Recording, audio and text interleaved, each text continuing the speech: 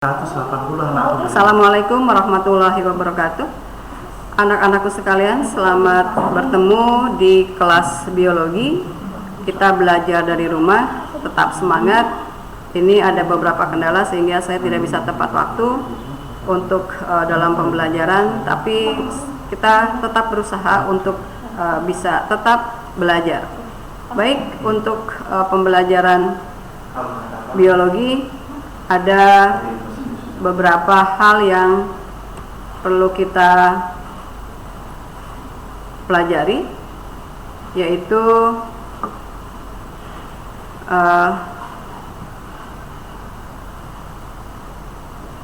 ada tata tertib. Tata tertib di sini di mana kalian harus tetap hadir mengikuti kegiatan PJJ dan mengisi daftar hadir, dan kehadiran minimal 90%. Jikapun tidak berhalangan atau berhalangan hadir, maka harus ada pemberitahuan. Kemudian berkaitan dengan PJJ tidak terlepas dari tugas, maka kalian akan diberikan tugas dan harus dikumpulkan sesuai dengan platform yang ditentukan, dan penyerahan tugas tersebut harus tepat waktu karena nanti berkaitan dengan penilaian. Untuk teknik pembelajaran selama PJJ ini, kita mulai dari bulan Juli ini sampai dengan bulan Desember dengan teknik pembelajaran hanya 1 kali setiap minggunya dengan durasi waktu 90 menit. Total pertemuan kita selama PJJ ini adalah 14 kali, jadi materinya terbagi menjadi 2 bagian, ada materi esensial dan materi non esensial. Materi esensial itu adalah materi yang mungkin nanti akan disampaikan melalui video, melalui classroom dan lain sebagainya, sedangkan materi non esensial adalah kalian mencari literatur yang berkaitan dengan tugas-tugas. Kemudian media pembelajaran menggunakan E8, video, classroom, dan yang lainnya ya, media yang lainnya. Kemudian teknik penilaian dalam pembelajaran ini ada 3, ada kognitif, ada psikomotor, dan ada afektif. Untuk kognitif itu melalui PH, PTS, dan PAS. Waktunya nanti kalian pun sudah diberikan sama kelas masing-masing. Kemudian untuk psikomotor ada praktikum, walaupun tidak di lab, tapi kalian lakukan secara mandiri di rumah. Kemudian melalui diskusi dan presentasi itu merupakan penilaian keterampilan. Sedangkan untuk afektif adalah sifat jujur, disiplin, tanggung jawab, responsif, proaktif yang berkaitan dengan pengumpulan tugas selama PJJ ini. Kompetensi dasar yang ditagihkan di pertemuan pertama ini adalah 31 dan 41. Untuk 31 menjelaskan komponen kimiawi penyusun sel, strukturnya bagaimana, kemudian fungsi dan proses yang berlangsung di dalam sel sebagai unit terkecil kehidupan. Kemudian untuk keterampilannya adalah menyajikan hasil pengamatan mikroskopik struktur sel hewan dan sel tumbuhan sebagai unit terkecil kehidupan. Namun karena kita dalam kondisi seperti ini, praktikumnya tidak di lab dan tidak menggunakan mikroskop, sehingga nanti untuk mengatasi ini kalian bisa membuat mind map dari video yang akan saya share di classroom, sehingga nanti kalian bisa membuat dan paham apa saja yang terdapat di dalam sel. Sedangkan untuk aktivitas di pengetahuan adalah dengan menyimak pembelajaran.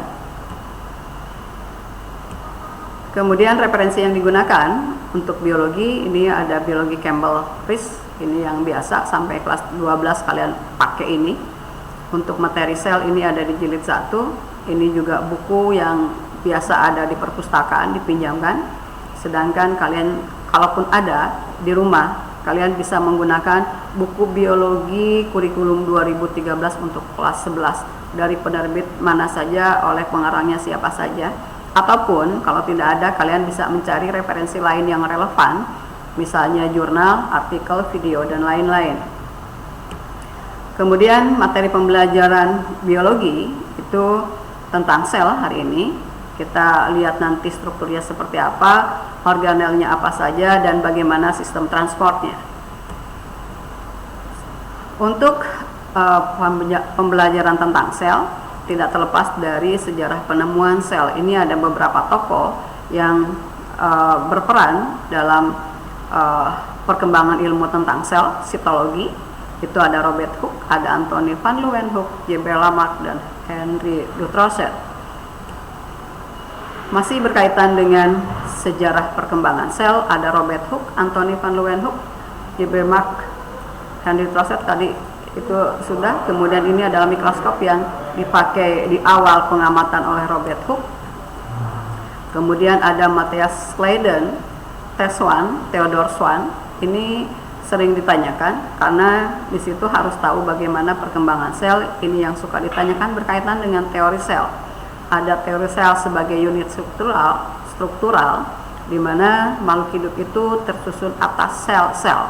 Jadi nanti ada organisme bersel satu dan bersel banyak. Ini sudah dipelajari di kelas 10 kemarin di materi protista dan animalia.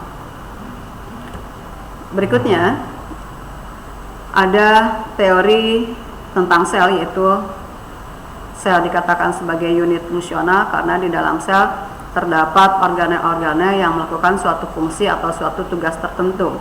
Kemudian ada Rudolf Virchow yang mengatakan bahwa sel sebagai unit pertumbuhan di mana sel tersebut bisa bertambah banyak, dan kalau pertumbuhan itu nanti bersifat irreversible ya, tidak mundur lagi.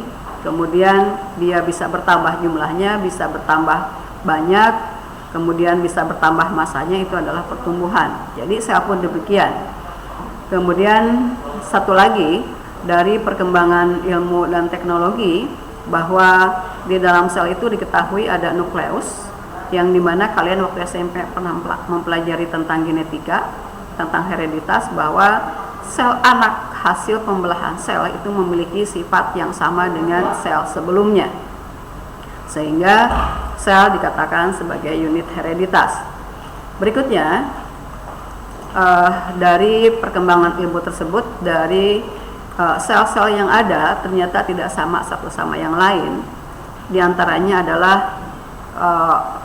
struktur dari sel itu sendiri, di mana waktu di kelas 10 kalian sudah mampu membedakan sel prokariotik dengan sel eukariotik. Perbedaan tersebut itu adalah dari keberadaan membran nukleus atau waktu itu disebut dengan karioteka. Jadi selaput pembungkus materi genetik.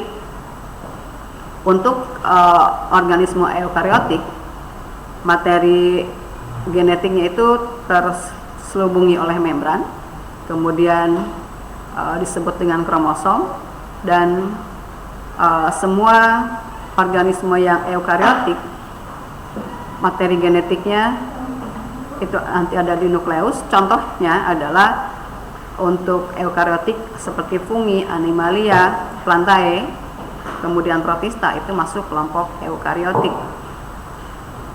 Ini untuk pembelajaran awal kita sampai di sini dulu. Kemudian saya mengingatkan bahwa di akhir dari pembelajaran itu ada tugas ya, seperti tadi saya sebutkan. Di antaranya untuk kegiatan 41 itu adalah membuat mind map tentang struktur dan organisme sel. Kalian bisa menggunakan aplikasi baru, ataupun kalau tidak ada kalian boleh secara manual dengan menggunakan kertas. Kemudian buatlah sebaik-baiknya. Jadi kalian tuangkan semua kemampuan kalian sehingga memperoleh nilai yang baik. Kemudian untuk pengembangan dari tugas ini, kalau kalian lebih yang pertama ini sudah bisa, maka kalian bisa menggunakan tugas yang kedua, dilanjutkan dengan tugas yang kedua, yaitu membuat model sel hewan dan tumbuhan. Itu saja pembelajaran kita hari ini. Terima kasih atas perhatiannya. Wassalamualaikum warahmatullahi wabarakatuh.